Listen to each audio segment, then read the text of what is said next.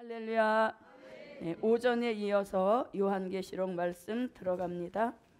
요한계시록 7장 1절부터 4절입니다. 요한계시록 7장 1절부터 4절 한 절씩 교독하시겠습니다. 2일 후에 내가 내 천사가 땅 네 모퉁이에 선 것을 보니 땅의 사방에 바람을 붙잡아 바람으로 하여금 땅에나 바다에나 각종 나무에 불지 못하게 하더라.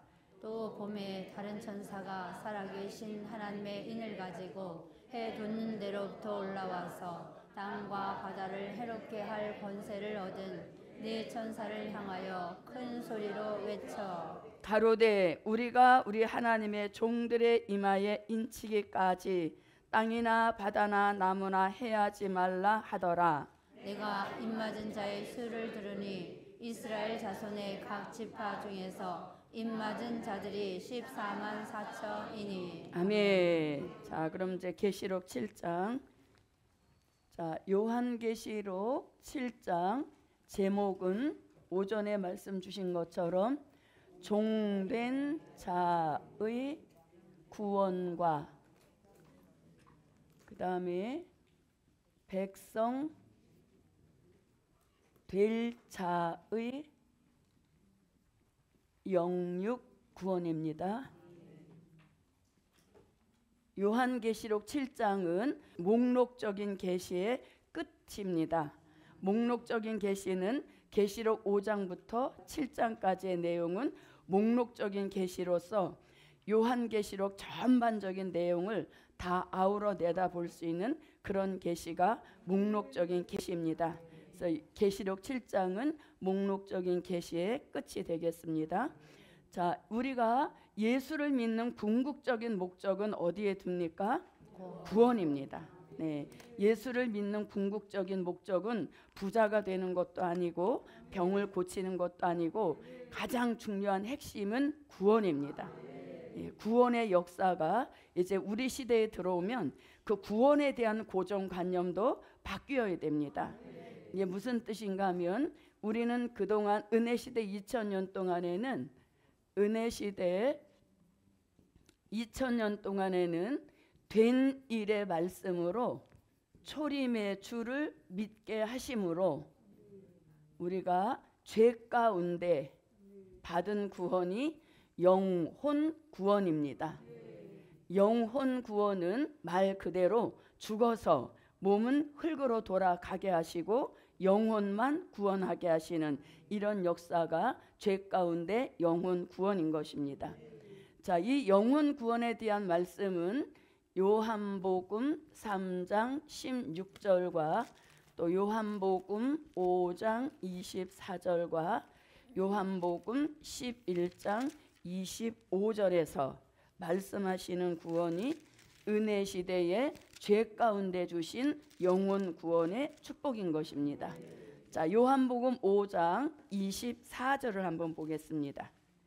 내가 진실로 진실로 너희에게 이르노니 내 말을 듣고 또 나 보내신 이를 믿는 자는 영생을 얻었고 심판에 이르지 아니하나니 사망에서 생명으로 옮겼느니라. 네, 사망에서 생명으로 옮겨지는 그것이 바로 영혼 구원입니다. 그러니까 일단은 뭐 해야 된다? 죽어야 되는 것이죠. 네, 죽어서 받는 영혼 구원입니다. 자, 요한복음 11장 25절입니다.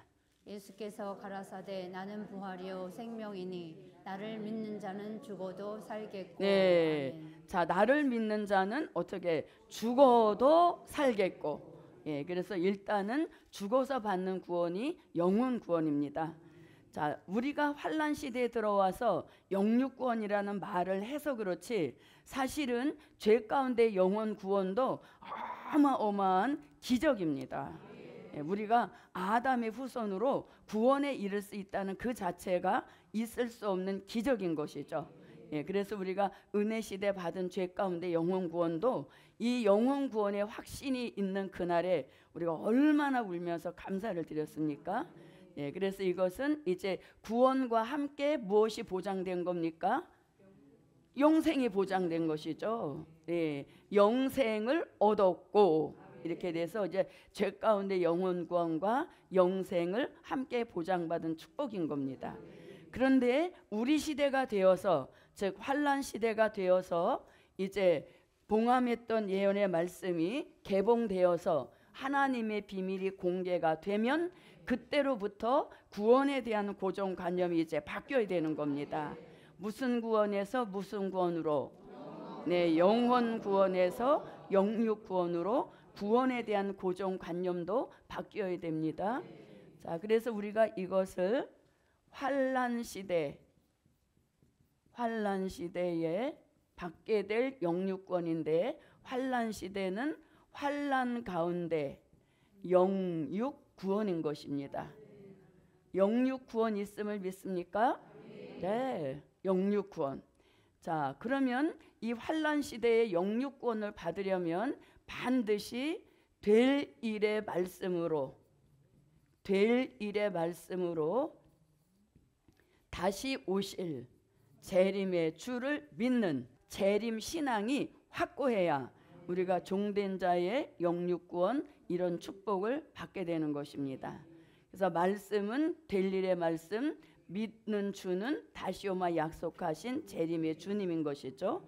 자, 그러면 될 일의 말씀은 요한계시록 1장 1절과 요한계시록 1장 19절과 요한계시록 4장 1절과 요한계시록 22장 6절에서 반드시 속히 될 일, 장차 될 일, 마땅히 될 일, 결코 속히 될 일의 말씀, 이 말씀을 읽고 듣고 지키면서 다시 오마 약속하신 그 재림의 주가 자신의 당대에 확실히 오신다는 믿음, 그런 믿음을 가진 종들에게 때가 되면 환난 가운데 영육구원의 복을 주신다. 그래서 우리는 이제 구원에 대한 고정관념에도 큰 변화가 와야 됩니다. 자, 그러면 영육구원에 대한 말씀은 예수님 친히 마태복음 24장 21절로 22절에 말씀하셨고, 요한복음 11장 26절과 데살로니가 전서 5장 23절에서 영육구원의 축복이 있음을 말씀하고 있습니다. 자, 이건 차례차례 한번 다 읽어보겠습니다. 이는 그때 큰 환란이 있겠음이라. 창세로부터 지금까지 이런 환란이 없었고 후에도 없으리라. 그 날들을 감하지 아니할 것이면 모든 육체가 구원을 얻지 못할 것이나 그러나 택하신 자들을 위하여 그 날들 감하시리라. 네, 아멘. 택한 자의 육체 구원을 위하여서 환란의 날들을 감하신다는 겁니다. 영육구원. 자, 또 읽어봅니다. 무릇 살아서 나를 믿는 자는 영원히 죽지 아니하리니 이것을 내가 믿느냐. 아멘. 무릇 살아서 나를 믿는 자는 영원히, 그 말이 굉장히 우리에게 큰 소망을 주시는 겁니다. 영원히 죽지 아니하리니 이것을 내가 믿느냐. 아멘. 그래서 우리는 이제 영육구원의 축복을 바라볼, 시대적으로 볼 때 우리가 시대를 아주 잘 타고난 사람입니다. 옆에 분에게 시대를 아주 잘 타고나셨군요. 네, 시대를 아주 잘 타고나셨습니다. 그래서 이제는 죽지 않고도 뭐라고 영원히 죽지 않는 이런 구원의 보장이 될 일의 말씀으로 주시는 축복인 것입니다. 자, 그 다음에 데살로니가 전서 5장 23절입니다. 평강의 하나님이 친히 너희로 온전히 거룩하게 하시고 또 너희 온 영과 혼과 몸이 우리 주 예수 그리스도 강림하실 때에 흠 없게 보존되기를 원하노라. 네, 아멘. 영과 혼과 몸까지 흠 하나 없이 보존되기를 원하노라. 언제? 우리 주 그리스도 강림하실 때까지 정확하게 말씀하십니다. 그래서 이제는 우리가 이왕이면 죽지 않고 살아서 영육구원의 축복을 함께 받읍시다. 자, 여기서 제가 제목을 잘못 적었습니다. 그냥 구원입니다. 종된 자의 구원과 백성 달자의 구원. 네, 이렇게 고쳐주시기 바랍니다. 자, 그러면 여기서 종이라 함은 여기서 종이라 하면 그 기준을 어디다 두는가 하면 자, 종된 자의 이제 영육구원이라고 하겠습니다. 자, 종된 자의 영육구원입니다. 자, 은혜 시대의 영혼 구원은 똑같이 다 영혼 구원으로 일정하게 통일이 된 것입니다. 그러나 환란 시대에 들어와서 받는 영육 구원은 종된 자가 받을 영육 구원이 있고 또 그 종된 자로 하여금 나온 백성 될 자도 받을 영육 구원이 있다는 것입니다. 자, 그럼 이 종된 자의 영육 구원을 간단하게 한번 살펴보겠습니다.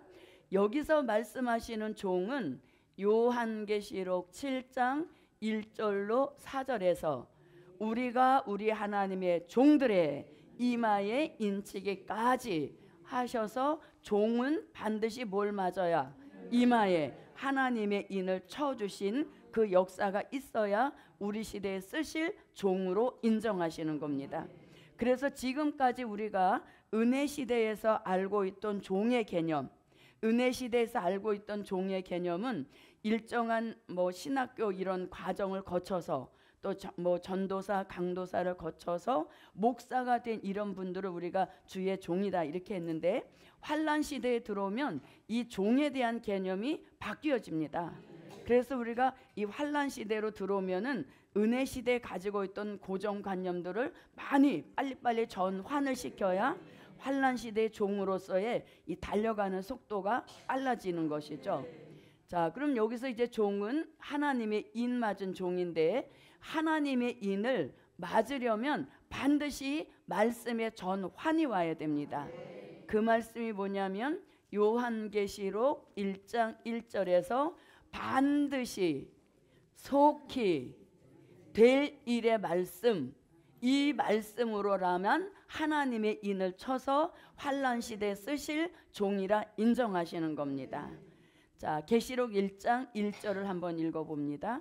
예수 그리스도의 계시라 이는 하나님이 그에게 주사 반드시 속히 될 일을 그 종들에게 보이시려고 그 천사를 그 종 요한에게 보내어 지시하신 것이라. 네, 아멘. 반드시 속히 될 일을 그 종들에게 보이시려고 기록하셨다는 겁니다.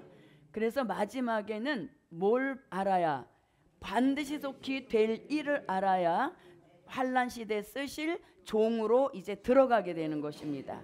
그리고 그 될 일의 말씀을 읽고 듣고 지키면서 우리에게 하나님의 입맞을 만한 사상의 변화를 주신다는 것입니다.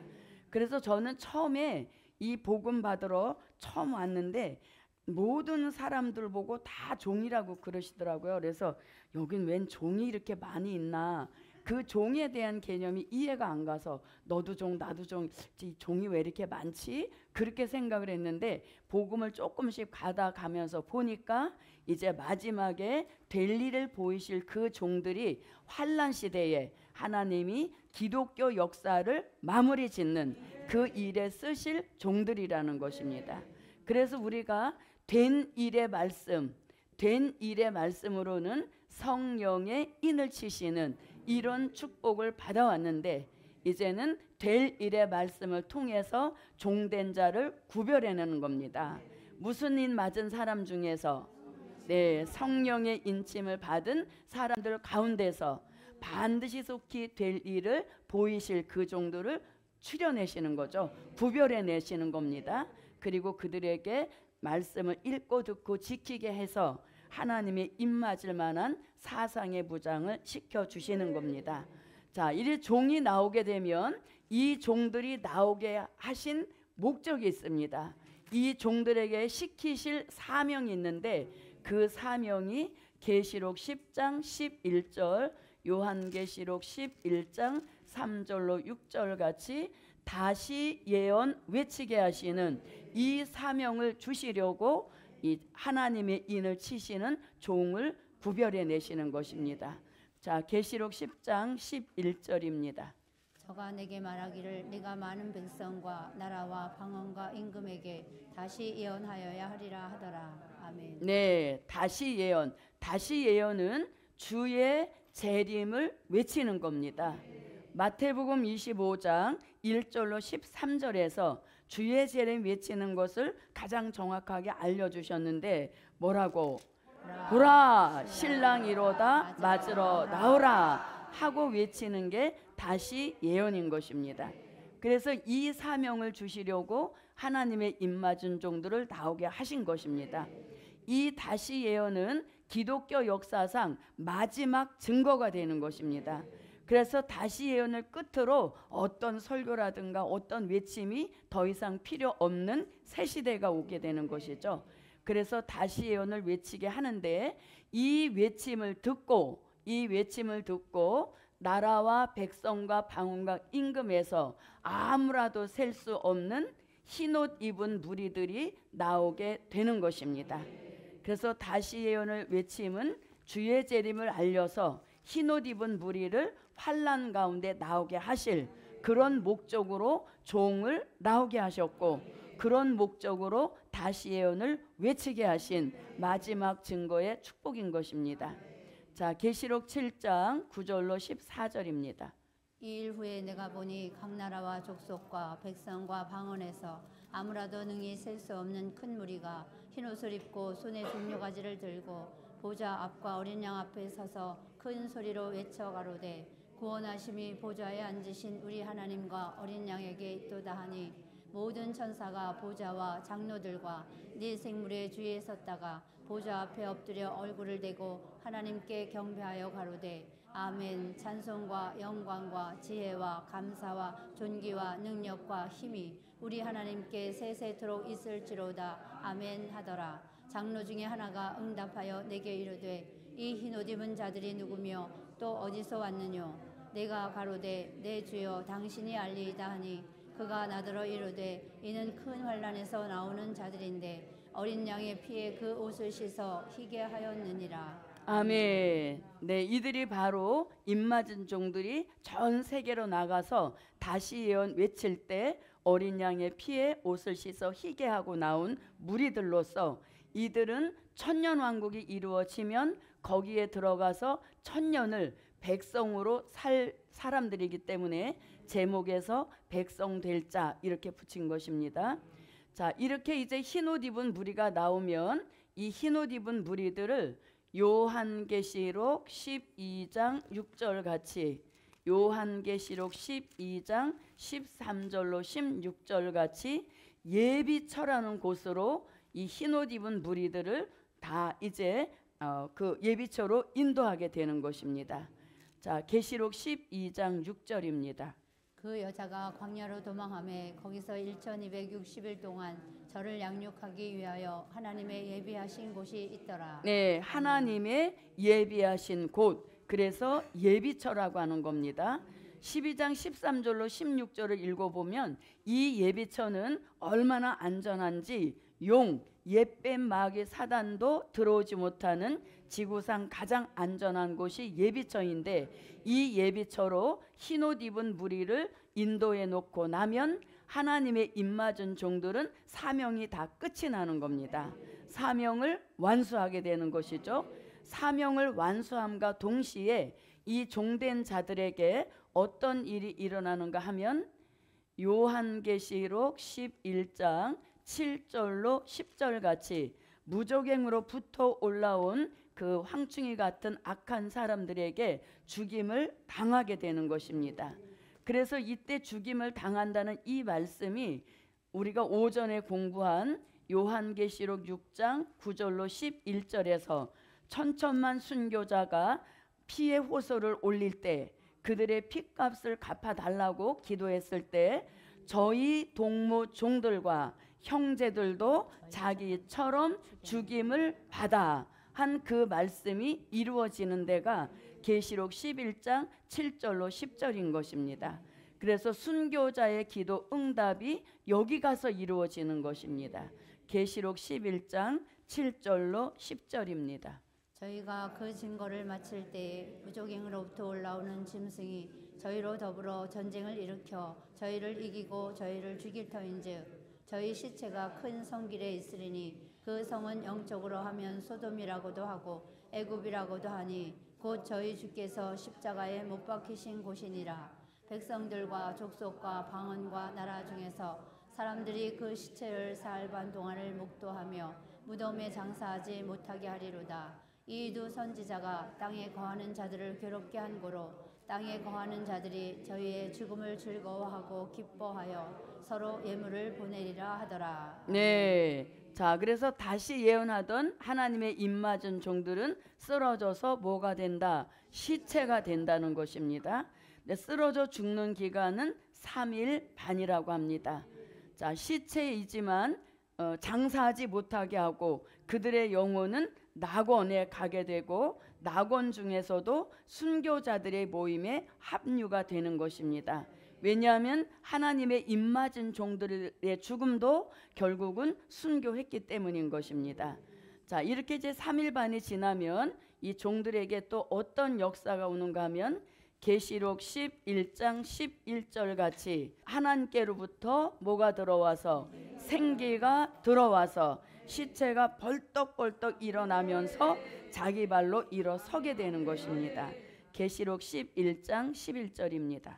3일 반 후에 하나님께로부터 생기가 저희 속에 들어가매 저희가 발로 일어서니 구경하는 자들이 크게 두려워하더라. 네, 아멘. 하늘로부터 생기가 저희 속에 들어와서 이날은 실질적 생기 받는 역사인 것이고 오늘은 우리가 말씀 속에 역사하는 진리 가운데 역사하는 생명의 기운을 저도 여러분도 아멘으로 받으셔서 우리의 모든 침체됐던 영적 감각 기능이 다 살아나게 하시고 회복되게 하시고 소생되게 하시는 그런 역사가 저와 여러분에게 있어야 되겠습니다.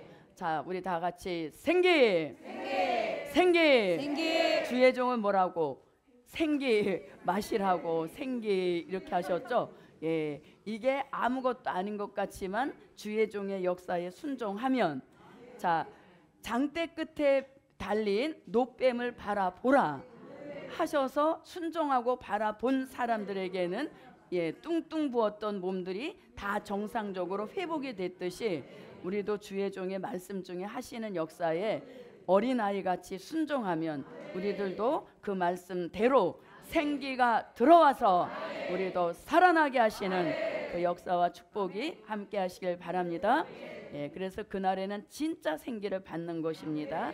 자, 이제 생기를 받아서 시체가 벌떡 일어나면서 자기 발로 일어서니까 즉시 들리는 음성이 있는데 그 음성이 계시록 11장 12절입니다. 계시록 11장 12절. 하늘로부터 큰 음성이 있어 이리로 올라오라 함을 저희가 듣고 구름을 타고 하늘로 올라가니 저희 원수들도 구경하더라. 아멘. 벌떡 일어나니까 뭐라고? 이리로 올라오라 하는 음성을 듣고 이제 우리가 구름을 타고 올라가는 것입니다. 자, 올라갈 때 그냥 올라가면 심심하잖아요. 그래서 뭐라고? 아멘. 아멘. 주 예수여 오시옵소서 하고 외치며 올라가니까 누가 와 계셔요? 예수님이 큰 팔을 벌리시고 어서 오너라. 여기까지 오느라고 수고했구나. 우리가 그 장면을 이렇게 이렇게 생각을 하면 그때 주님을 만나는 그 순간에 우리가 복음 받아가면서 미약하고 또 시련과 연단 속에 흘린 눈물 어디로 간 곳 없게 하시고 주님의 그 맞이하는 사랑 속에 모든 슬픔 탄식 다 달아나게 하시고 우리는 재림의 주를 영접하게 하시는 그러한 복을 주시는 겁니다. 그래서 종된 자의 영육 구원은 들림 받아 올라가서 받게 될 영육 구원이다. 들림 받아 올라가서 받게 되는 영육 구원인 것입니다. 이게 이제 하나님의 인을 맞은 종된 자의 영육 구원인 것입니다. 자, 이 시대에 이제 우리를 부르신 것은 이렇게 종된 자의 영육 구원의 길로 가게 하시려고 이 시대에 먼저 복음을 받게 하신 겁니다. 자, 종된 자의 영육 구원도 있지만 또 누구도 백성 될 자의 영육 구원도 있습니다. 자, 백성 될 자의 영육 구원입니다. 자, 여기서 백성이라 하면 누구를 가리키는가? 자, 백성이라 하면 요한계시록 7장 1절로 4절 같이 하나님의 입맞은 종들이 술을 채우고 또 주의 재림 전 3년 반 동안 전 세계로 나가서 무엇을 외칩니까? 다시 예언을 외치는 것입니다. 그래서 다시 예언은 두 가지 목적, 하나는 주의 재림을 외치는 것이고 또 하나는 그 외침을 듣고 누구 나오라고? 요한계시록 7장 9절로 14절 같이 어린 양의 피에 그 옷을 씻어 희게 한 흰옷 입은 무리들 나오게 하시려고 외치게 하셨으니 그 외침이 바로 다시 예언인 것입니다. 자, 이렇게 흰옷 입은 무리가 나오면 이들은 어디로 들어간다? 네, 요한계시록 12장 6절로 또 12장 13절로 16절 같은 예비처로 들어가면 이 흰옷 입은 무리들도 영육구원의 축복을 받게 되는 것이에요. 그래서 이 흰옷 입은 무리들은 들림만 못 받아서 그렇지 이 흰옷 입은 무리들은 어디로? 예비처로 들어가서 이들도 영육구원 받는 데는 지장이 없는 것입니다.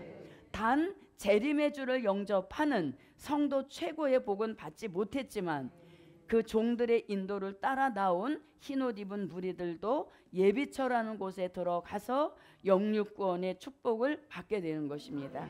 이것이 누구의? 백성 될 자의 영육구원인 것입니다. 저도 여러분도 무슨 구원을 바라보시고 네, 종된 자의 영육구원을 바라보시고 그렇게 되려면 하나님의 인을 이마에 맞을 만큼 생각, 정신, 사상, 혼에 큰 개조 변화가 와서 복음 역사에 아무것도 아까울 것이 없을 만큼 복음을 우선주의로 살게 하시는 그런 삶의 가치관에도 변화가 와야 되겠습니다. 자, 그래서 이렇게 종된 자의 구원과 백성될 자의 구원에 대한 말씀입니다. 그래서 종이 나오는 것이 조금 시간이 걸려서 그렇지 종만 나오면 누구는? 백성될 자는 그냥 나오게 되는 것입니다. 자, 이렇게 해서 이제 서론을 제목을 조금 말씀드렸습니다. 자, 그리고 이 우리가 종된 자와 백성될 자를 확실하게 분별을 하고 구분을 해야 되는데 그냥 묶어서 보시는 분들이 훨씬 많습니다. 그래서 요거를 한번 조금 이제 종된 자들과 종과 백성 될 자들을 말씀을 통해서 이들은 서로 다른 사람들이라는 것을 좀 증명해 볼 필요가 있습니다. 자, 그럼 여기서 종은 요한계시록 7장 1절로 4절, 백성은 요한계시록 7장 9절로 14절. 자, 여기를 8절로 고치는 게 더 확실할 것 같습니다. 예, 계시록 7장 1절로 8절과 계시록 7장 9절로 14절 이걸 이렇게 분리해 볼 필요가 있는 것입니다. 자, 그러면은 가장 이제 첫 번째 종과 백성 될 자들은 서로 틀린 사람들이라는 것을 이제 증명을 한번 해봅니다. 자, 어떤 역사인가 하면은 자, 요한계시록 7장 1절에 보면 2일 후에 이런 말씀이 나옵니다.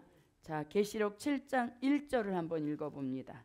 이 일 후에 내가 네 천사가 땅 네 모퉁이에 선 것을 보니 땅의 사방에 바람을 붙잡아 바람으로 하여금 땅에나 바다에나 각종 나무에 불지 못하게 하더라. 아멘. 네, 그러면 7장 1절에서 사도 요한이 2일 후에 내가 보니 하면서 2일 후라고 하는 것은 계시록 6장 인을 떼는 역사가 쫙 진행이 됐는데 그 일 후에 또 다른 역사를 7장에 들어와서 본다는 얘기인 것이죠.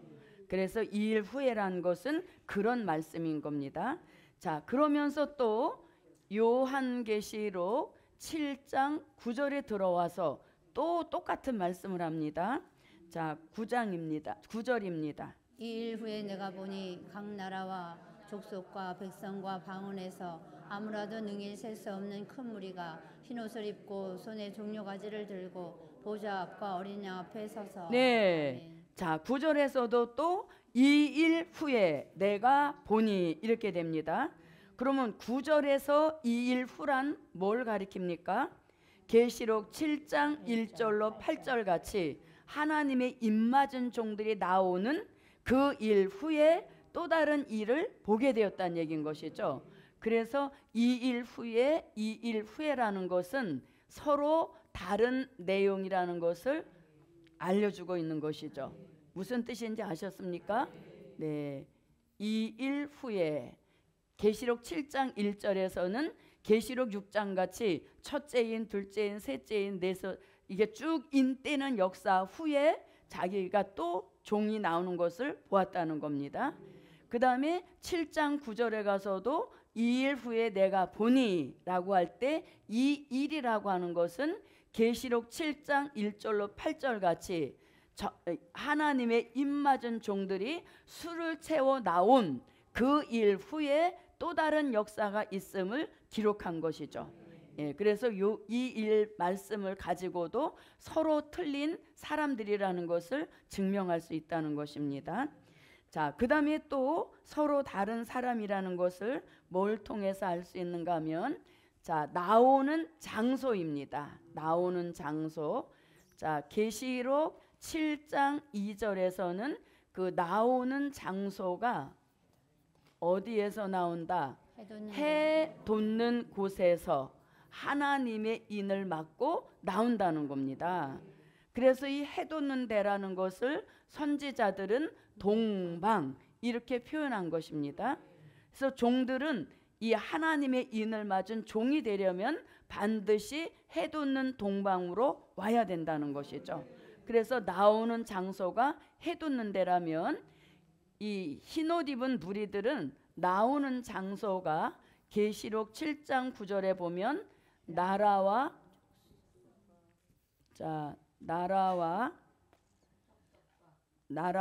족속과 백성과 방언입니다. 나라와 족속과 백성과 방언에서 아무라도 능히 셀 수 없는 무리가 나온다 이랬죠. 그럼 이건 뭘 가리킵니까? 전 세계 어떤 장소에 제한이 없다는 것이죠. 예정된 장소가 없이 전 세계 어디에서라도 다 나올 수 있다는 겁니다. 그래서 나오는 장소에서부터 틀린 것이죠. 하나님의 인을 맞은 종이 되려면 반드시 해 돋는데 동방으로 와야 인침받고 나오는 종이 될 수 있는 것이고, 이 흰옷 입은 무리들 백성들은 나라 족속 백성 방언에서 나온다 했으니까 이거는 전 세계 예정된 장소가 없이 어디에서든지 다 나올 수 있다, 이렇게 이제 우리가 말할 수 있습니다. 자, 그 다음에 또 다른 정확한 게 있는데 그게 뭐냐면 인의 종류가 틀리다는 것입니다. 무엇이 틀리다고요? 네, 인의 종류가 틀리다는 것입니다. 자, 이 하나님의 입맞은 종들은 그 말씀이 계시록 7장 2절 3절을 한번 읽어봅니다. 가로되 우리가 우리 하나님의 종들의 이마에 인치기까지 땅이나 바다나 나무나 해하지 말라 하더라. 아멘. 네, 거기 나오죠. 가로되 우리가 우리 하나님의 종들의 이마에 인친다 그랬죠. 아멘. 이 인을 치는 역사를 2절에서 하나님의 인 이렇게 정확하게 말씀하시죠. 자, 2절을 한번 읽어봅니다. 또 봄에 다른 천사가 살아계신 하나님의 인을 가지고 해 돋는 데로부터 올라와서 땅과 바다를 해롭게 할 권세를 얻은 네 천사를 향하여 큰 소리로 외쳐. 아멘. 네, 인은 무슨 인이다? 하나님의 네, 하나님의 인이라는 말씀을 정확하게 하고 계시는 것이죠. 자, 그에 비해서 이렇게 백성으로 살게 될 사람들은 어떤 인침을 받고 나오는가 하면 요한계시록 7장 14절입니다. 무슨 인이다 이렇게 말씀하시진 않지만 그 말씀을 깊이 들여다보면 이 흰옷 입은 무리들은 인의 역사가 어떤 일이라는 것을 알 수 있습니다. 7장 14절입니다. 내가 가로되 내 주여 당신이 알리이다 하니 그가 나더러 이르되 이는 큰 환난에서 나오는 자들인데 어린 양의 피에 그 옷을 씻어 희게 하였느니라. 네. 아멘. 이 많은 무리가 흰 옷을 입고 나오니까 사도 요한이 이 흰 옷 입은 자들이 누구며 어디서 왔습니까? 이렇게 물어보죠, 장로한테. 그러니까 뭐라고? 이 흰 옷 입은 사람들은 어린 양의 피에 그 옷을 씻어 희게 했다.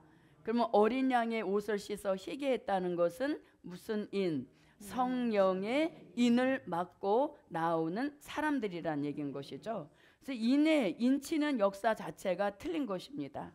하나님의 종들은 인을, 하나님의 인을 쳐서 종된 자로 구별하시고, 그 다음에 흰옷 입은 무리들은 어린 양의 피에 옷을 씻어 희게 하는 성령의 인침의 축복을 받고 나오는 자들이라는 것입니다.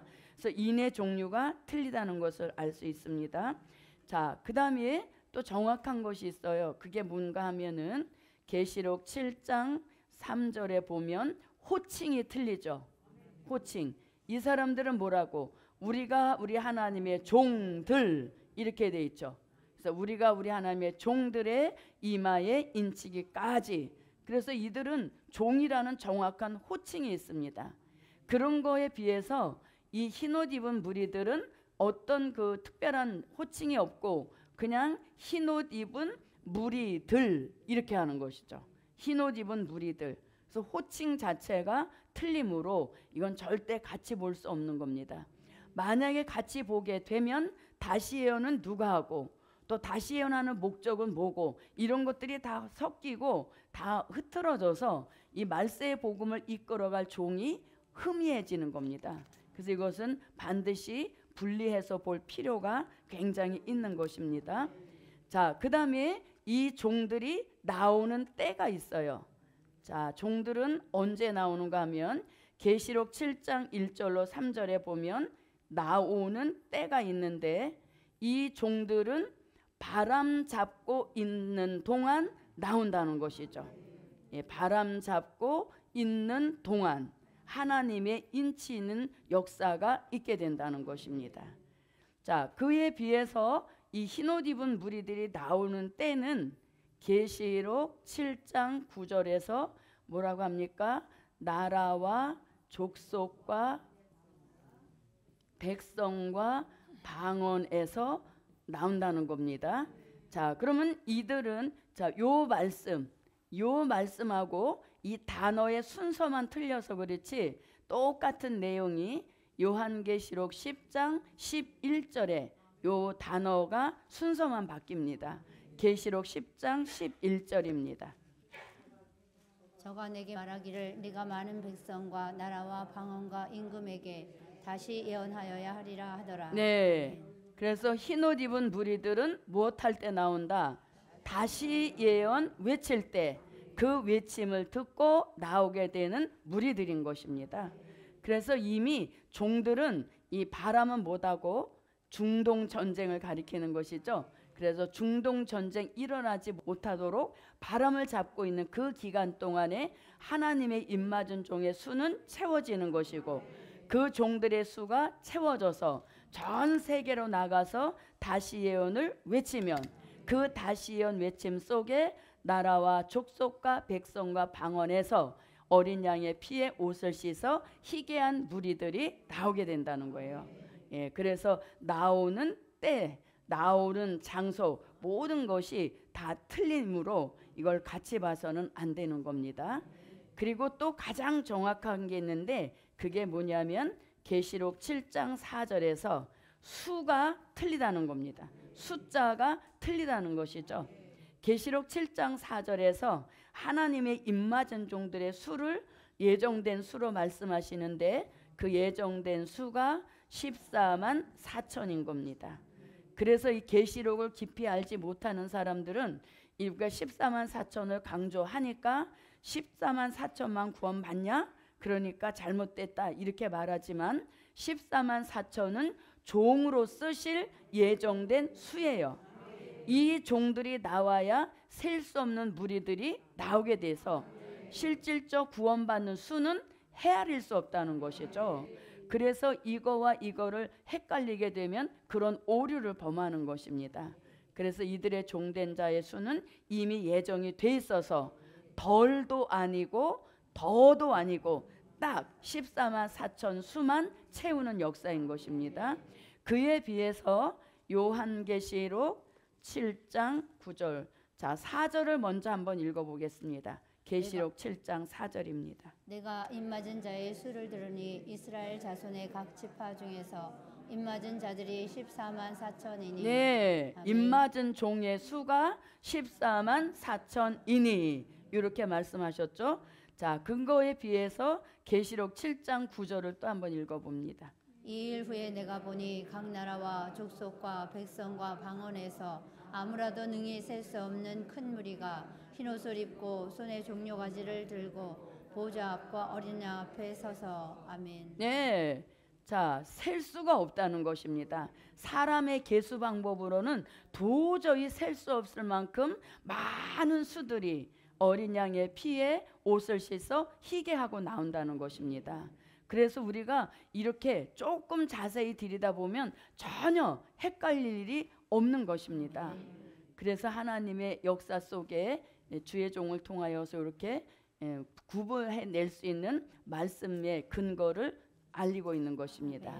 그래서 우리는 이 내용을 통해서 2일 후에, 그 다음에 여기서도 2일 후에, 그 다음에 나오는 장소가 해돋는데 여기는 나라 족속 백성 방언, 이것은 곧 전 세계에서 나오게 된다는 것입니다. 그 다음에 인의 종류가 틀리다는 것입니다.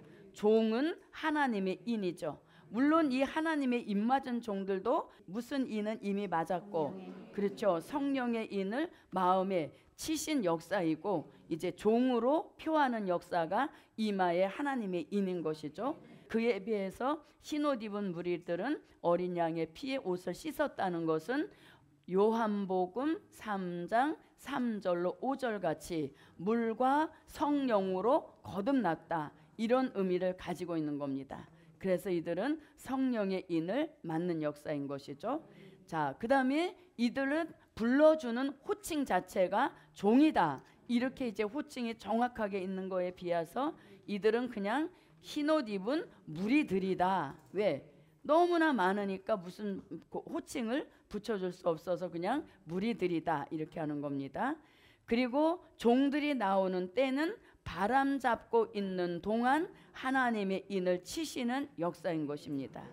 그에 비해서 흰옷 입은 무리가 나오는 것은 나라 족속 백성 방언에서 나온다 했는데 이것은 결국 10장 11절을 가보면 다시 예언할 때 나온다는 얘기인 것입니다. 그리고 제일 정확한 것은 수가 이미 틀리다는 것이죠. 종의 수는 얼마고? 네, 14만 4천이고 이들은 셀 수가 없다는 것입니다. 그래서 구원받아 나오는 수는 셀 수 없다. 예, 이들만 구원받는 게 전혀 아닌 것이에요. 이들이 나오게 되면 이들의 역사 속에 이 셀 수 없이 많은 구원받을 사람들은 그냥 나오게 되는 역사인 것이죠. 그래서 헷갈릴 일이 전혀 없다 해요. 이렇게 정확한 말씀을 주시는 것이 쉽지가 않은 것입니다. 자, 그러면 우리가 생각할 땐 참 쉽잖아요. 근데 사실 우리도 주의 종이 깨우쳐 주시지 않았으면 이렇게 정확하게 모르는 것이죠. 자, 그럼 이제 1절 한번 들어가 보겠습니다. 요한계시록 7장 1절입니다. 이 일 후에 내가 네 천사가 땅 네 모퉁이에 선 것을 보니 땅의 사방에 바람을 붙잡아 바람으로 하여금 땅이나 바다에나 각종 나무에 불지 못하게 하더라. 아멘. 네, 자 7장 1절에서 또 이슈되는 단어가 뭐냐면 네 천사입니다. 자, 이 네 천사, 하나님이 부리시는 영체 천사로 보는 분들이 대부분인데 내용을 이렇게 보면은 하나님이 부리시는 영체 천사로 보기에는 굉장히 무리수가 따릅니다. 그럼 네 천사가 이제 하는 일이 뭔지를 보면 됩니다. 자, 네 천사가 땅 네 모퉁이에 선 것을 보니 이랬습니다. 네 천사가 땅 네 모퉁이에 서 있다, 이렇게 말합니다. 자, 그럼 이건 뭘 가리키냐면 동서사방에 영향력을 미치고 있다는 것입니다. 땅 사방에 섰다라는 것은 동서사방에 저 네 천사가 큰 영향력을 미치고 있다는 겁니다. 모퉁이에 선 것을 보니 땅의 사방의 바람을 붙잡아 이랬어요. 땅 사방의 바람을 붙잡아. 바람을 붙잡는다. 누가? 네 천사가. 예, 이 네 천사가 하는 일이 땅 네 모퉁이에 서서 사방에서 부는 바람을 꽉 붙잡고 있다는 겁니다. 그럼 여기서 바람이라는 것이 진짜 부는 산들 바람 그것이 아니라 여기서 이제 우리가 성경에서 특히 계시록에서 바람은 전쟁을 뜻하는 것입니다. 자, 전쟁을 뜻하는 바람에 대해서 이사야 선지자가 이사야 11장 15절에는 뜨거운 바람이다 이렇게 말씀했고, 또 예레미야 선지자도 예레미야 4장 11절로 14절에 보면 뜨거운 바람, 더 강한 바람, 회오리 바람 이렇게 여러 가지 바람을 말씀했는데 그게 바로 전쟁을 뜻하는 것입니다. 자, 이사야 11장 15절입니다. 여호와께서 애굽 해골을 말리우시고 손을 유브라데 하수 위에 흔들어 뜨거운 바람을 일으켜서 그 하수를 쳐서 7 갈래로 나누어 신고 건너가게 하실 것이라. 네, 아멘. 그러니까 전쟁을 주관하시는 분도 누구시다? 하나님이시죠. 여호와가 손을 유브라데 하수 위에 이렇게 뻗치고 계시는데 이제 때가 되면 그 손을 흔드시면 그 전쟁이 일어난다 이런 말씀이죠. 그래서 전쟁도 또 하나님의 주관 속에 일어날 것을 말씀했습니다. 자, 예레미야입니다. 그때 이 백성과 예루살렘에 이를 자 있어서 뜨거운 바람이 광야 자선에서 내 딸 백성에게 불어온다 하리라. 이는 기질하기 위함도 아니요 정결케 하려 함도 아니며 이보다 더 강한 바람이 나를 위하여 오리니 이제 내가 그들에게 심판을 베풀 것이라. 보라, 그가 구름같이 올라오나니 그 병거는 회리바람 같고 그 말들은 독수리보다 빠르도다. 우리에게 화 있도다. 우리는 멸망하도다 하리라. 네. 예루살렘아, 네 마음의 악을 씻어버리라. 그리하면 구원을 얻으리라. 네 악한 생각이 네 속에 얼마나 오래 머물겠느냐. 아멘. 네, 그래서 회리바람, 더 강한 바람, 뜨거운 바람. 이 뜨거운 바람, 회리바람에 대해서 다니엘 선지자도 다니엘서 11장 40절로 43절에 보면 이 회리바람이란 말씀이 나옵니다. 40절만 한번 보겠습니다. 마지막 때에 남방왕이 그를 찌르리니 북방왕이 병거와 마병과 많은 배로 회리바람처럼 그에게로 마주와서 그 여러 나라에 들어가며 물이 넘침같이 지나갈 것이요. 네, 회리바람이란 말씀 나오죠. 바로 중동 전쟁에 대한 말씀을 예언한 것입니다. 자, 그럼 이제 다시 7장 1절로 와봅니다. 2일 후에 내가 네 천사가 땅 네 모퉁이에 선 것을 보니 땅의 사방의 바람을 붙잡아 바람으로 하여금 땅에나 바다에나 각종 나무에 불지 못하게 하더라. 바람을 붙잡아서 바람이 불지 못하게 한다는 것입니다. 자, 그러면 이 바람을 붙잡아서 바람이 불지 못하게 한다는 것은 전쟁이 일어나지 못하도록 전쟁을 방지하고 있다는 것이죠. 그러면 붙잡고 있던 이 바람을 어디 가서 놓게 되는가 하면 요 네 천사가 또 등장이 됩니다. 네 천사의 등장과 바람을 붙잡고 있던 바람을 놓는 곳이 요한계시록 9장 14절부터 15절에서 네 천사가 등장하고 붙잡고 있던 바람을 놓는다는 말씀이 여기서 나옵니다. 자, 계시록 9장 14절로 15절입니다. 나팔 가진 여섯째 천사에게 말하기를 큰 강 유브라데에 결박한 네 천사를 놓아주라. 네, 보죠. 거기 나오죠. 나팔 가진 여섯째 천사에게 말하기를 큰 강 유브라데에 결박한 네 천사를 놓아주라 그랬죠. 그래서 바람을 잡고 있는 것은 7장에서 잡고 있었지만 그 바람을 여기서 가서 놓는 겁니다. 그래서 일어난 전쟁이 유브라데 전쟁, 중동 전쟁이 일어나게 된다는 것이죠. 그러면 이 네 천사를 하나님이 부리시는 영체 천사로 보면 안 된다는 것이 15절에 나옵니다. 자, 계시록 9장 15절입니다. 네 천사가 놓였으니 그들은 그 년 월 일시에 이르러 사람 3분의 1을 죽이기로 예비한 자들이더라. 바람을 놓으니까 그 바람의 전쟁의 영향으로 사람이 얼마나 죽는다? 3분의 1이나 되는 많은 사람이 죽어가는 일이 생긴다는 것이죠. 그래서 천사가 어떻게 3분의 1이나 되는 많은 사람을 죽일 수 있겠습니까? 그리고 이 천사는 전쟁에 영향력을 끼치지는 않는 것이죠. 그래서 여기서 네 천사는 뭘로 보는 것이 가장 합당한가 하면 4대 강국입니다. 뭐를 좌지우지할 만한 중동 전쟁을 일어나게도 할 수 있고 막을 수도 있는 막대한 영향력을 끼치는 4대 강국을 네 천사로 본 것입니다. 그러면 4대 강국은 우리가 미국, 영국, 프랑스, 그 다음에 소련인데 지금은 러시아가 됐고 또 현재 들어서는 중국도 보는 곳이 있지만 사도 요한이 기록할 때는 네 천사로 본 것입니다. 그럼 이 4대 강국 네 천사를 다니엘 선지자는 다니엘서 7장 1절로 8절에서 네 짐승으로 보았습니다. 그래서 네 천사는 하나님이 부리시는 영체 천사로 보기에는 굉장히 무리수가 있다는 겁니다. 왜? 천사는 이 전쟁에 대한 어떤 그 권한이 없는 겁니다. 그리고 이 천사가 만약에 부리시는 영체 천사라면 사람을 3분의 1이나 죽인다는 것은 천사로서 할 일이 아니란 얘기인 것이죠. 그래서 전쟁에 막대한 영향력을 미치는 4대 강국 또는 우리가 UN 안전보장이사회 상임이사국이라고도 보는 것이죠. 그래서 이렇게 천사는 4대 강국인 것이고 바람은 전쟁으로서 이 4대 강국이 서로 중동 전쟁은 지금 일어나면 안 된다 하고 붙잡고 있지만 하나님의 뜻은 바람 잡고 있는 동안 하나님의 인을 쳐서 하나님의 인 맞은 종들이 나오게 하시는 속 깊은 뜻이 이 전쟁을 방지하는 안에 들어가 있다는 얘기인 것이죠.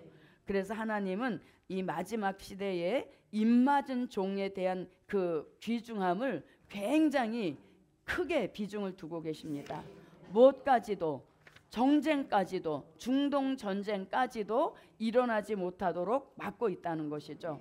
그래서 우리가 지금 중동 지역이 시끄러운 것은 중동 전쟁의 불씨를 자꾸 키워가는 겁니다. 그럼과 동시에 하나님의 입맞기로 예정한 종들을 깨우치시는 이러한 역사로 받으시는 것이 합당합니다. 그래서 우리는 정신을 더 차리고 우리 모두 하나님의 입맞기에 합당한 사상무장에 힘씁시다. 그래서 오늘은 1절까지 마치고 2절부터 들어가면 되겠습니다. 기도드립니다. 고맙고 감사하신 아버지 하나님, 이 마지막 시대에 들어서 80억 인구가 살고 있지만 하나님의 중심에 가장 품고 있는 사람들은 하나님의 인을 맡고 나올 14만 4천 종들인 줄 믿습니다. 우리의 자존감을 스스로 높이게 하시고 하나님의 인을 맞을 만한 사상의 무장을 철저히 이루도록 도와주시옵소서. 드린 물질에 큰 축복 주실 줄 믿사옵고 예수 그리스도의 이름으로 기도하옵나이다. 아멘.